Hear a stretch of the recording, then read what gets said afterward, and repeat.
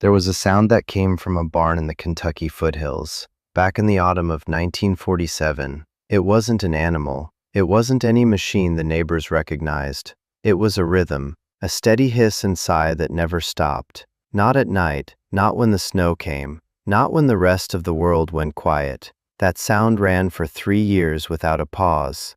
And when it finally stopped, the silence was worse than anything that came before. Polio had crawled through the hollows that year like a fog you couldn't outrun. Parents kept their children inside. They boiled the water, they burned the bedding, they prayed, but the fever still found them. The hospitals filled up fast. The iron lungs ran out even faster. Those machines were the difference between life and death, and there weren't enough to go around. The state had a waiting list 100 names long, 100 people who needed to breathe and couldn't. This is the story of a blacksmith who refused to accept that. He built one himself for his daughter, with scrap metal and a Model T engine and a rubber gasket cut from a tractor inner tube. He had never seen an iron lung up close. He had 3 days to figure it out, and the machine he built kept breathing long after it should have stopped, long after she was healed, long after anyone would have called it mercy. The blacksmith was a tall man with thick forearms and a quiet way of speaking. That's how people described him when they tried to explain what happened later. He was known in 3 counties for his shoeing. Horses that wouldn't let anyone else near their hooves would stand still for him. He could fix a plow or a clock. He could look at something broken and know, without asking, what it needed. That was the kind of man he was. The kind who solved problems with his hands. His daughter was 20 years old that summer. She kept the house after her mother passed. She sang while she worked, old hymns mostly, and the neighbors said she had her mother's laugh. It was the kind of laugh that carried across the hollow. You could hear it from the ridge road if the wind was right. She was the thing that held the place together, the reason the house still felt like a home. That summer, the heat pressed down on the ridge like a hand. The creek ran low. The cattle stood in the shade and didn't move.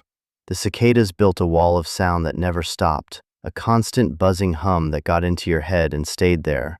It was the kind of heat that made people slow down, that made them think the worst was behind them. The war was over. The hard years were supposed to be done. The first case of polio was a boy 3 hollows over. He was 9 years old. He woke up with a stiff neck, and by sundown, he couldn't move his legs. Then a girl at the crossroads store. Then a farmer's wife who had been healthy the day before. The fear spread faster than the disease. People stopped shaking hands. They stopped going to church. They watched their children for any sign of fever, any complaint of pain, any droop in the face. The father told himself it wouldn't reach them. They lived far up the hollow. They didn't go to town much. They kept to themselves.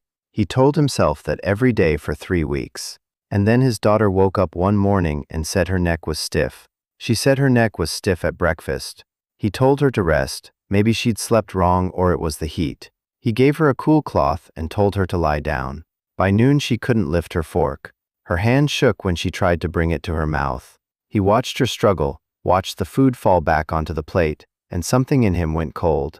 The nearest hospital was 40 miles away, most of it dirt road.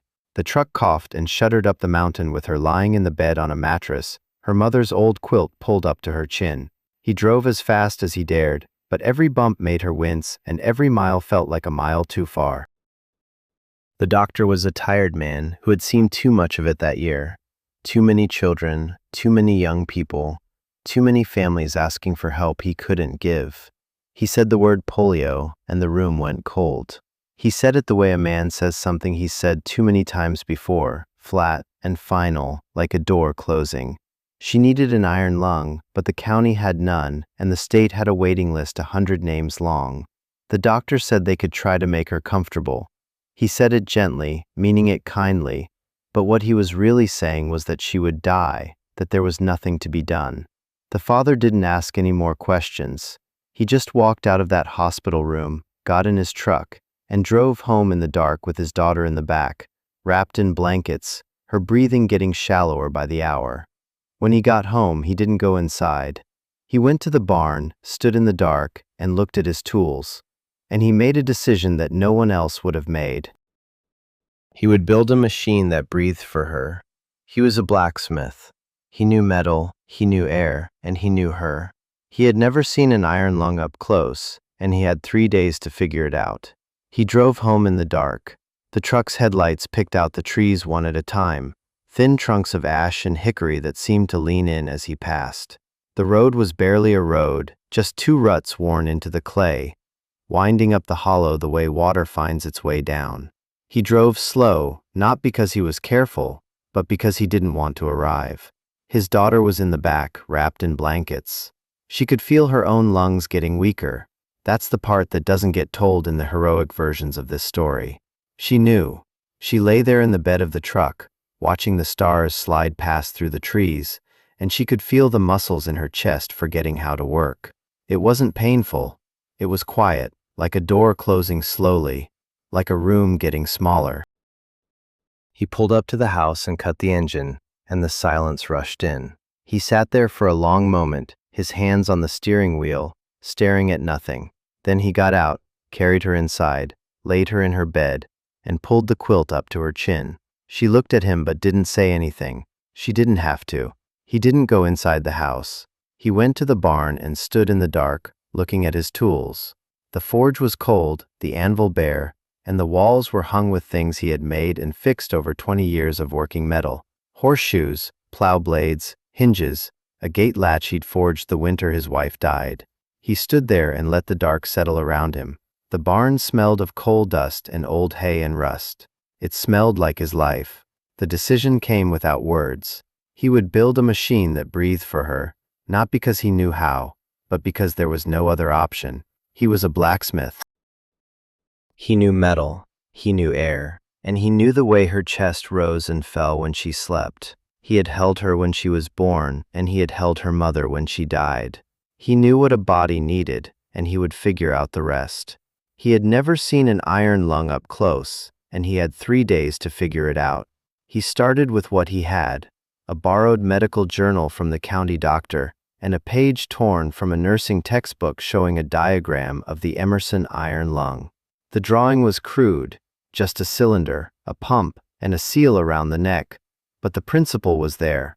You create a vacuum inside a sealed chamber, the air outside rushes into the lungs, then you release the vacuum, and the lungs empty, over and over. And that's what breathing is, a pump, a chamber, and a rhythm.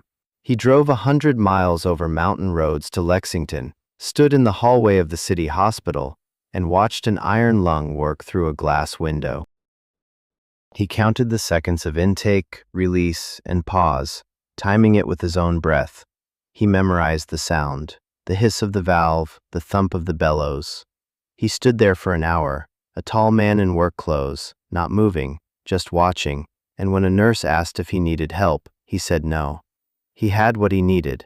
The materials he used were crude, scrap sheet metal from a collapsed barn, a Model T engine block that had been sitting in the weeds for 10 years, canvas from the feed store, and leather belts from a harness he'd made himself. He didn't have the money for proper steel or the time to order parts, so he used what was at hand. That's what a blacksmith does. You look at what you have and you make it into what you need. The town heard what he was doing, and word travels fast in the hollows. A neighbor showed up with a coil of copper wire he'd been saving, another brought a bag of flour and a slab of salt pork, and the preacher came by to pray. He stood in the doorway of the barn and asked if he could say a blessing over the work, and the blacksmith nodded but didn't stop hammering. The doubters stayed quiet because there are moments when a community knows better than to speak its fears out loud. He worked through the night as the forge burned red and the hammer rang out across the hollow. Inside the house, his daughter lay in her bed, her breathing getting shallower, and the clock was running out. He could feel it in his bones. He had never built anything like this or seen one up close, but he knew metal, he knew air, and he knew her. On the third night, when the last seal was set and the pump was bolted down, he tested it. The bellows drew back, the chamber held, the pressure dropped, and the machine breathed. The forge burned through the night and the hammer rang out across the hollow, a steady rhythm that carried through the dark. The neighbors heard it and knew what it meant, but they didn't come to the door. They just listened from their own porches, standing in the dark, wondering if the sound would stop before the girl did. Inside the house, his daughter lay in her bed with her chest barely moving. The quilt her mother had sewn was pulled up to her chin, and she stared at the ceiling, not blinking, not sleeping. She could feel the air getting thinner and her body forgetting, but she didn't call out for him. She knew where he was, and she could hear the hammer too. The technical problems stacked up faster than he could solve them, and the seal around the neck was the hardest part. Too tight, and she couldn't swallow. Too loose, and the pressure bled out. The vacuum wouldn't hold, and the whole thing was useless. He spent a full day on that problem alone, cutting rings of rubber, shaping them, testing them, and throwing them aside. He tried leather and canvas soaked in wax, but nothing worked the way it needed to. He solved it with a rubber gasket cut from a tractor inner tube and a ring of leather stitched around the edge. The rubber gave the seal, the leather gave the comfort, and it was crude, looking like something a man would make in a barn, but it held. He tested it with his hand, sealing the chamber and starting the pump, feeling the pull against his palm. The pressure held, and he sat there for a moment, his hand against the metal, feeling the machine breathe. The bellows system was a nightmare. He built it from a water pump and a set of valves he machined himself on the forge. The first design didn't work, the second one leaked, and the third one seized up after 10 cycles. He took it apart and put it back together 3 times before he got the tolerances right. It clanked and hissed, sounding like nothing that belonged in a hospital, but it worked. The moment came on the 3rd night. He walked into the house and stood at the foot of her bed, and she looked at him. He didn't say anything. He just picked her up, blankets and all, and carried her to the barn. She was light, lighter than she had been a week ago, because the sickness had eaten the weight off her. The machine was waiting, built on a wooden frame, a cylinder of sheet metal with a flat bed inside, and the seal hung loose at one end. He laid her in it, adjusted her head, and made sure her neck was centered in the opening. She watched him the whole time, her eyes dark and quiet, and she didn't ask if it would work, she just watched. He closed the seal around her neck, the rubber pressing against her skin and the leather ring sitting soft against her throat. He checked it twice, then a 3rd time, and then he stepped to the pump. He started it, the bellows drew back, the air in the chamber thinned, and her chest rose. The bellows pushed, her chest fell, and the machine breathed for her. He stood there for a long time, listening to the rhythm, the hiss of the intake, the sigh of the exhaust, and the steady clank of the bellows. It was the most beautiful sound he had ever heard. The relief hit him like a fist. Right there in the dust and the metal shavings, he sat down on the dirt floor of the barn and put his head in his hands. He didn't cry, he was too tired for that. He just sat there, his shoulders shaking, listening to the machine breathe for his daughter. The sound filled the barn, a steady hiss on the intake, a soft sigh on the release, the clank of the bellows at the bottom of each cycle. It matched the rise and fall of her chest perfectly. He counted the rhythm against his own heartbeat. In, out, in, out. It was steady, it was right. For 3 days, sleep didn't come. On a wooden crate next to the machine, he sat and watched the pressure gauge like it was the only thing in the world. He listened for any change in the sound, a hitch in the bellows, a whistle in the seal, a drag in the pump. The machine's language he learned faster than he had ever learned anything. He knew what it sounded like when it was happy and what it sounded like when it was struggling. He knew the difference between a belt that needed tightening and a valve that was starting to stick. He became its translator. On the 4th day, the doctor came. 40 miles over dirt roads, he had driven to see if the blacksmith had actually done what he said he'd done. In the doorway of the barn, he stood and stared. The machine was crude, the welds rough, the sheet metal patched in 3 places. The whole thing looked like something a man would build in a barn. But it was running, and the girl inside it was alive. The doctor checked her pulse, listened to her lungs, and stood there for a long time without saying anything. Then he said it was crude. Then he said it was a miracle. He didn't say which one mattered more. And soon, the word spread through the hollows the way news always spreads in the mountains, fast and quiet. A neighbor told a cousin, the cousin told the preacher told the county. People started coming to see it, standing in the doorway of the barn, not stepping inside, just looking. The machine filled the space with its rhythm. The girl lay inside it, her head visible above the seal, her eyes open, watching them watch her. The blacksmith stood by the pump, his hand resting on the valve, like a man guarding something precious. The visitors whispered to each other that the blacksmith had cheated death, and they said it like a prayer. But then the polio season passed. The leaves turned, the first frost came, and she didn't get better.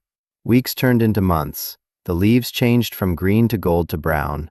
The first frost came and painted the grass white in the mornings. The creek froze at the edges, and she was still in the machine.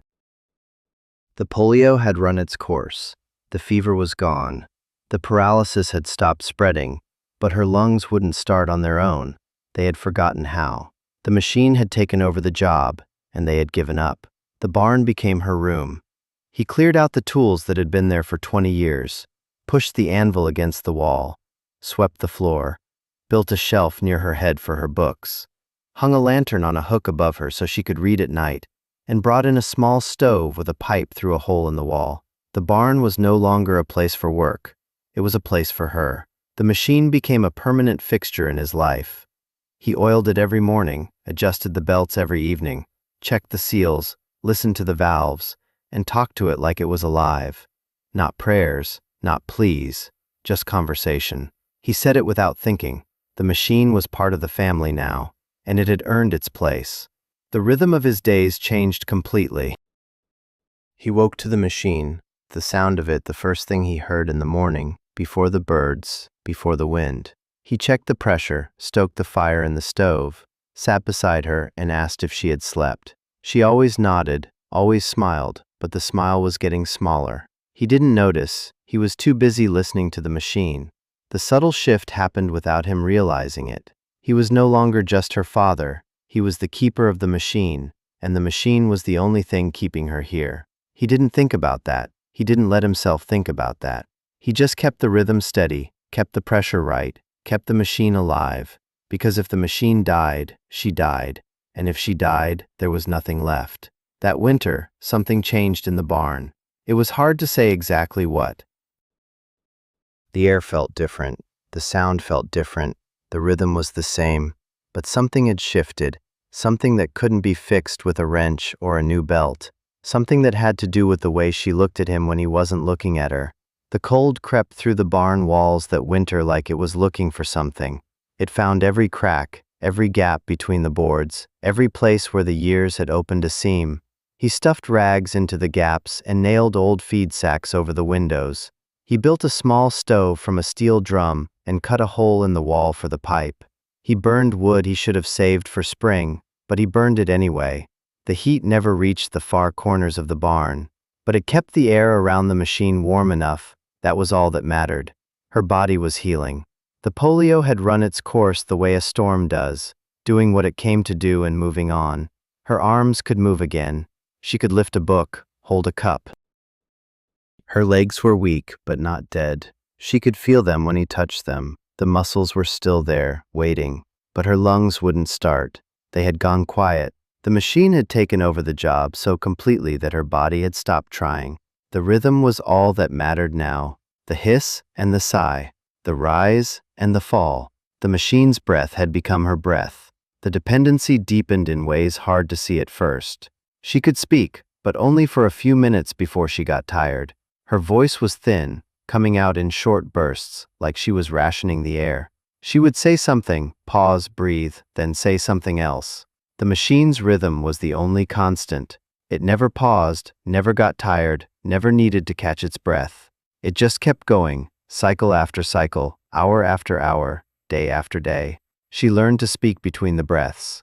She learned to fit her words into the spaces the machine gave her. He talked to her. He told her about the farm, the cattle doing well, the creek low but not dry, the neighbor's boy getting married. He read from the Bible, the same passages his wife had read to her when she was small. He described the snow falling outside, the way it piled up on the ridge, the way the wind carved it into shapes. He told her everything he could think of. He filled the silence with his voice because the silence was too heavy to bear. But the conversations became one-sided. She listened. She watched his face. She nodded when he asked if she was okay. She smiled when he finished a story. But she didn't add anything. She didn't ask questions. She didn't tell him what she was thinking. The words were there, somewhere behind her eyes, but they didn't come out. She would open her mouth and then close it again. The machine would breathe for her, and the moment would pass. He started sleeping in the barn, on a cot near the machine. He said it was to check the pressure, to make sure nothing went wrong in the night. But he didn't leave. The cot became his bed. The barn became his room. The house sat empty, the windows dark, the stove cold. He told himself he was doing what needed to be done. He told himself she needed him close. He told himself a lot of things. The second year came and went. The machine needed constant attention. Bearings wore out. Belts stretched. Valves leaked. The pump that had started as a water pump from a Model T engine was now something else entirely. He had rebuilt it so many times that there was almost nothing left of the original. He had machined new parts on the forge. He had carved gaskets from leather. He had learned to fix things he had never known could break. He became a mechanic of a machine that had no name. He kept it alive with his hands and his will. Visitors stopped coming. The machine was too loud, the barn too cold, and the sight of her in that metal tube made people uncomfortable. They would stand in the doorway, shifting their weight, not knowing where to look. They would ask how she was doing. He would say she was doing fine. They would nod and leave. Eventually, they stopped coming altogether. The road to the hollow got quieter. The barn became a place people avoided. The machine's rhythm was the sound that filled that place.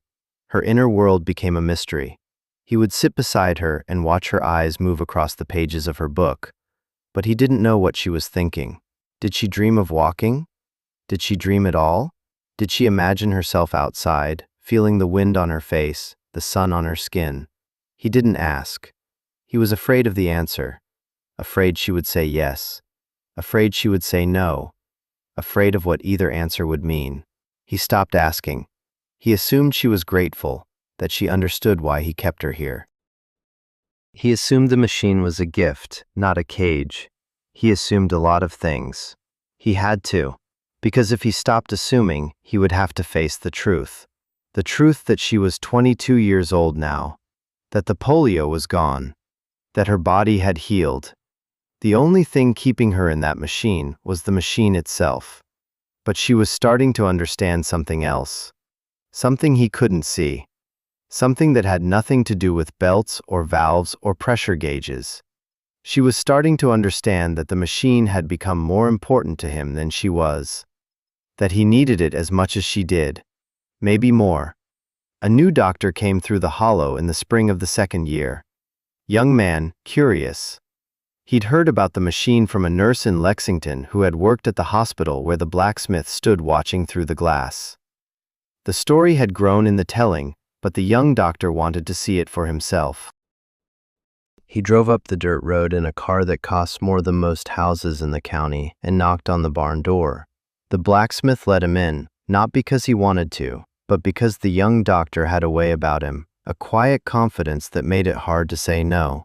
He stood in the barn and looked at the machine, not staring or whispering, just looking, and then he asked if he could examine her. She said yes before her father could answer, her voice thin but clear.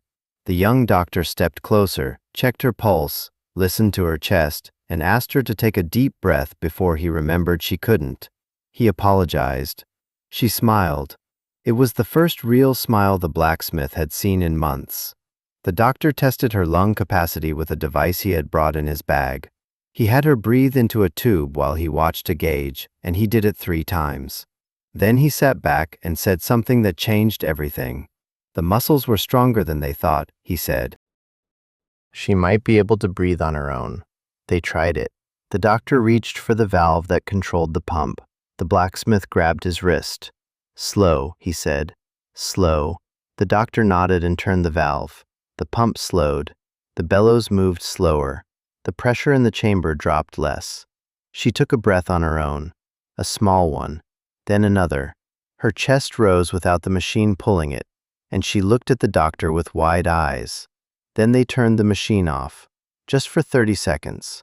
The bellows stopped. The chamber went still. The silence was worse than anything. She took a breath, then another. Her chest was moving. She was breathing. She looked at her father and smiled. Then her eyes went wide, not with joy, but with fear.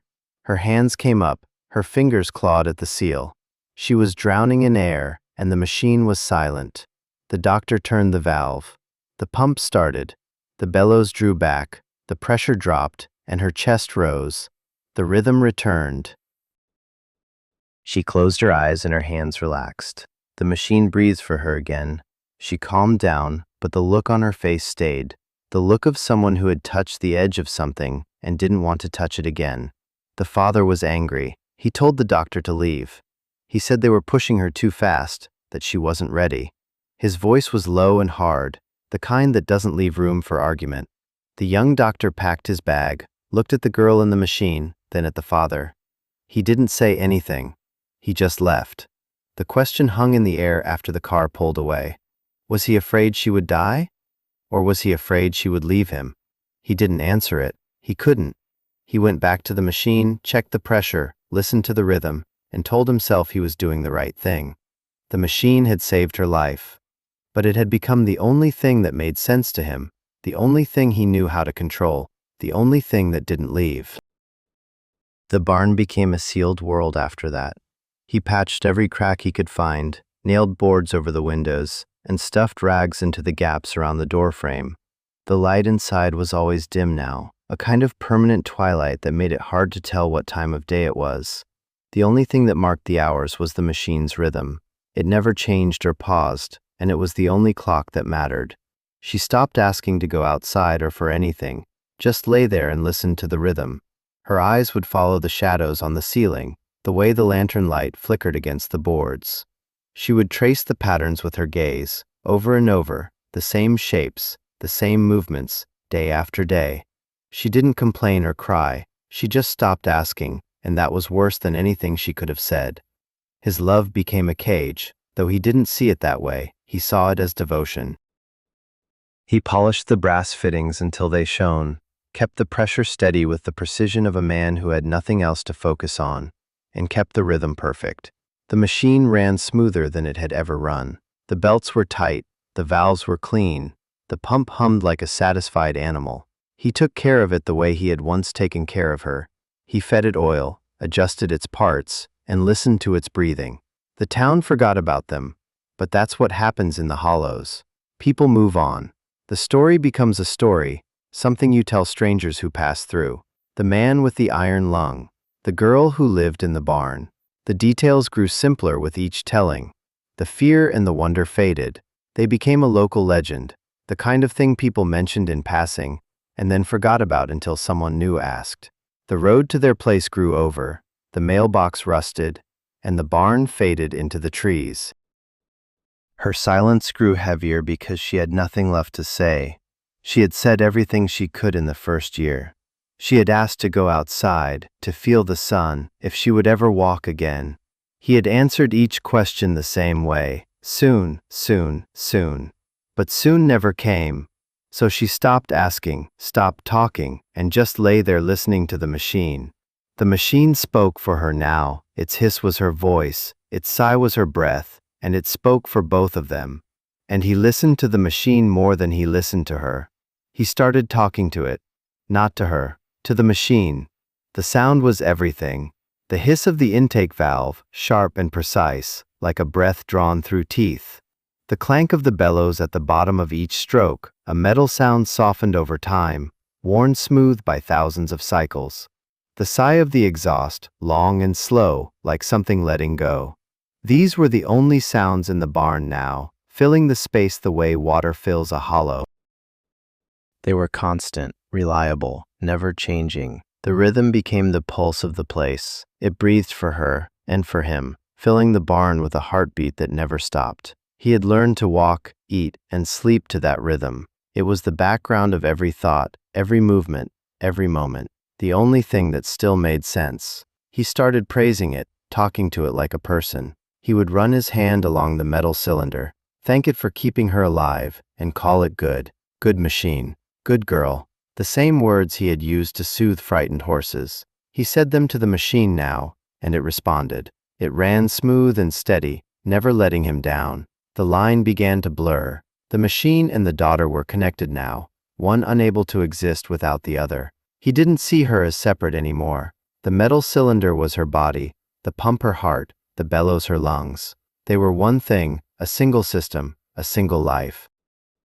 He kept the system running and the life going, never thinking about what would happen if it broke. He couldn't afford to. And then the machine started to break. It happened at night, the way bad things always happen. The hour when sleep is deepest and the mind is farthest from the surface. The barn was dark except for the lantern.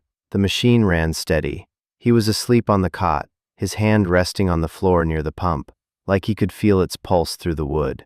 The belt snapped with a sound like a rifle shot, and the pressure dropped instantly. The alarm he had rigged, a bell wired to a pressure gauge, rang out across the hollow, a sound that had never come before, a sound that meant something was wrong. He was on his feet before his eyes were open. His body knew before his mind did. She woke up gasping. Her eyes were wide, the whites showing all the way around. Her hands came up and clawed at the seal around her neck. She was drowning, not in water, but in air. The chamber had lost its vacuum. The bellows were still moving but pushing nothing. No pull, no rhythm, just the empty clank of a machine that had forgotten how to breathe. He ran to the machine, his hands shaking so bad he could barely grip the housing. He found the belt shredded, twisted into a coil of rubber and fabric. The pump was spinning free, making a high whining sound that cut through the barn like a blade. He grabbed another belt from the shelf, but his fingers slipped and he dropped it. He picked it up and wrapped it around the pulleys, knowing he had to get it right on the first try. He got it on the second. He pulled it tight, clamped the bracket, and started the pump. The belt caught. The pump slowed. The pressure started to build again. The bellows drew back. The chamber sealed. Her chest rose. Her breathing steadied. The rhythm returned. She closed her eyes. Her hands fell away from the seal, and her body relaxed into the machine's pulse like a child falling asleep. The alarm bell stopped ringing. The barn went quiet except for the hiss and the sigh. The machine was breathing again. He stood there, his hands raw, his heart pounding so hard he could feel it in his throat. He looked at her, still, breathing, alive. He talked to her. I'm here, I'm here. I won't let it stop. He said it over and over like a prayer, a promise, an attempt to convince himself. But something broke in her that night, or in him, or both. It's hard to say where one ended and the other began anymore. She had felt the machine stop, the air go still, and herself slipping toward a place she almost recognized. And he had seen her face in that moment, the look of someone who was ready to go, who wasn't fighting anymore. He moved his cot into the barn permanently after that, not near the door, not near the stove, right next to the machine. He slept with his hand on the metal cylinder, feeling the vibrations of the pump through the steel, the rhythm in his bones. He slept when the machine slept, which was never. He woke when it woke, which was always. He listened to it breathe, counted the cycles, and kept it alive. The third year came. She was 23 now, and the polio was gone, had left her body years ago like a flood that had done its damage and moved on. Her arms could hold a book, her legs could move beneath the blanket, but her lungs had forgotten how to work on their own. They had surrendered the job to the machine so completely that they no longer tried. The rhythm was all they knew, the hiss and the sigh, the rise and the fall. The machine's breath had become her breath, and her own lungs had become passengers in her chest. He was older, and you could see it in the way he moved. His back was bent now, curved from years of leaning over the machine. His hands were raw and cracked. The skin split open at the knuckles from the cold, the grease, the constant work. He moved slower now, had to think about each step before he took it. The man who had built a machine from scrap metal in 3 days was still there, but he was tired, the kind of tired that sleep doesn't fix. The machine was old, groaning when it ran. The metal had fatigued in places he couldn't reach, and it leaked air from seals he had patched so many times that the patches had patches. He kept it alive with wire and prayer, using baling twine to hold a bracket in place, carving gaskets from the soles of old boots, tightening bolts that had stripped their threads and holding them with hope. Every day was a fight to keep the machine running, and every night was a gamble that it would still be running in the morning. The question hung in the air, never spoken aloud, but it didn't need to be. It was there in the way he looked at her, in the way she looked at the ceiling. What were they waiting for? Was she waiting to die? Was he waiting to live? Neither of them answered. Neither of them could. The machine answered for them, kept breathing, kept the question at bay. As long as the machine ran, they didn't have to decide. An offer came from Louisville. A charity hospital heard about them. The story had traveled. A nurse in Lexington told a doctor in Frankfurt, who told a surgeon in Louisville. The surgeon had a ward for polio patients with real iron lungs, clean and reliable, machines built in factories by people who knew what they were doing, machines that didn't leak, didn't need to be held together with twine. He sent a letter that arrived in the hollow by mail truck, the first piece of mail they had received in over a year. They offered her a bed, a chance to try weaning again, a chance at something like a life. The surgeon wrote that they had successfully weaned patients who had been in iron lungs for longer than she had. He said the key was gradual reduction, a few minutes off the machine at first, then an hour, then a day. The body could relearn, the lungs could remember. He said it with the confidence of a man who had seen it happen. She wanted to go, and he could see it in her eyes. She looked at him differently now, not with the quiet acceptance she had worn for years, but with something sharper, a kind of hope that had been buried so deep he had forgotten it was there. She looked at him, and he saw her mother in that look, the same stubborn light, the same refusal to give up. She was asking him to let her go. She didn't say it, she didn't have to. The look said everything. He refused, saying the machine was too fragile to move, that the trip would kill her, that the roads were too rough. He said he could take care of her, that she was safe here. He said all the things a man says when he is afraid. She watched him as he spoke, her eyes never leaving his face. She knew what he was doing. She had known him her whole life. She knew when he was lying. The truth was simpler than any of the reasons he gave. The machine was his purpose. Without it, he was just a man in an empty barn. He had spent 3 years keeping it alive, had rebuilt it 100 times, had given it his sleep and his strength and his mind. He had poured himself into that machine until there was nothing left of him that wasn't connected to it. And if she left, if she went to Louisville and learned to breathe on her own, the machine would sit silent, the barn would go quiet, and he would have nothing left to do. The offer wasn't repeated. The letter sat on the shelf for a week, and then he used it to start the fire. That winter, the coldest in a decade, came down from the ridge like something that had been waiting. It got into the bones and stayed there.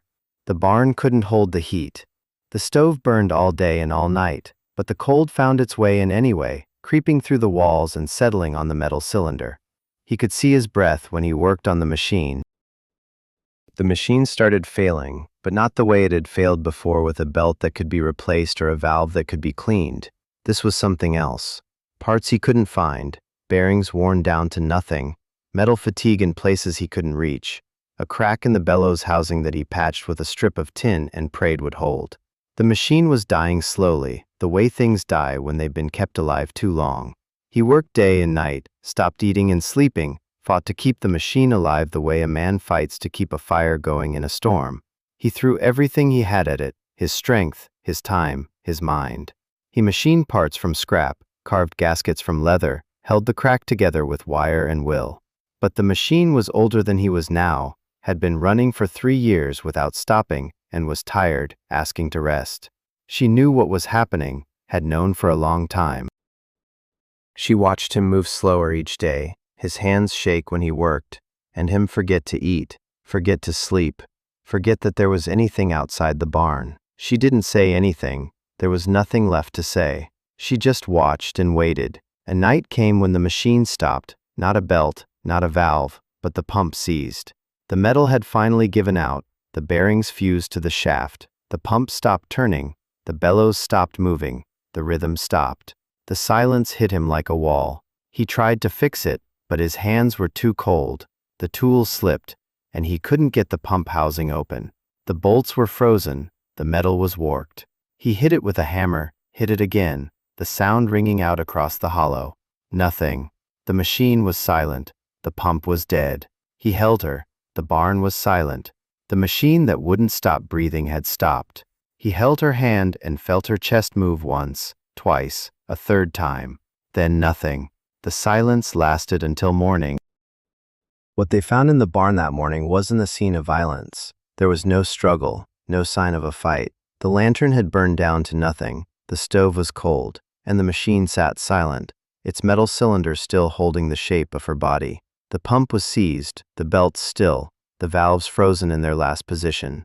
The barn was quiet in a way that felt permanent. She was gone. He was still holding her, his hand wrapped around hers, fingers interlaced the way they had been when she was small and he would walk her to the schoolhouse. His other hand rested on the machine, on the housing near the pump, like he had been trying to feel for a heartbeat that wasn't there. They found him like that, sitting on the floor, his back against the machine, her hand in his. The cold had taken him sometime after midnight, the same cold that had taken the machine. The rumors started before the bodies were cold. That's how it works in the hollows. People need explanations, need to make sense of things that don't make sense. Some said the machine finally failed, that the pump seized and he couldn't fix it, that he held her as she slipped away and then let the cold take him too. That was the kindest version, the one people told when they wanted to believe the best. Others said he chose, that the machine had been failing for weeks, that he could have called for help, could have taken her to Louisville, that he had time and he let it run out. They said he knew what he was doing, that he held her hand and let the machine stop and let the cold come in, that he decided for both of them. That version spread faster. People like that one better. It gives them something to talk about. The truth was somewhere in between. The machine had failed. He had tried to fix it. He couldn't. The cold had come. He had held her. He had stayed. Did he let go? Did he fight until the end? No one knows. He didn't leave a note. She didn't leave a word. The only testimony was the machine, and the machine wasn't talking. The ambiguity was the tragedy. He built the machine to save her, poured everything he had into it, his strength, his time, his mind, his love. He kept her alive for 3 years in a metal cylinder in a cold barn in a hollow that most people had forgotten existed. He gave her 3 years she wouldn't have had. And in the end, he couldn't let her go. The machine that was supposed to save her became the thing that trapped them both. He built it to keep her breathing. He couldn't stop it, and when it stopped, they stopped together. The hollow remembers. The wind still moves through the barn, but it's a different wind now. The door hangs open on one hinge, creaking in the breeze. The floor is stained with rust where the machine sat, and the marks are still there, the outline of the cylinder, the shadow of something that was once alive. The rhythm is gone. The barn is quiet now, holding its breath. But if you stand there long enough, if you let the silence settle around you, you can almost hear it, the hiss of the intake valve, the sigh of the exhaust, the heartbeat of a machine that loved her as much as he did. The stories of the hollow don't end, they just wait. Subscribe.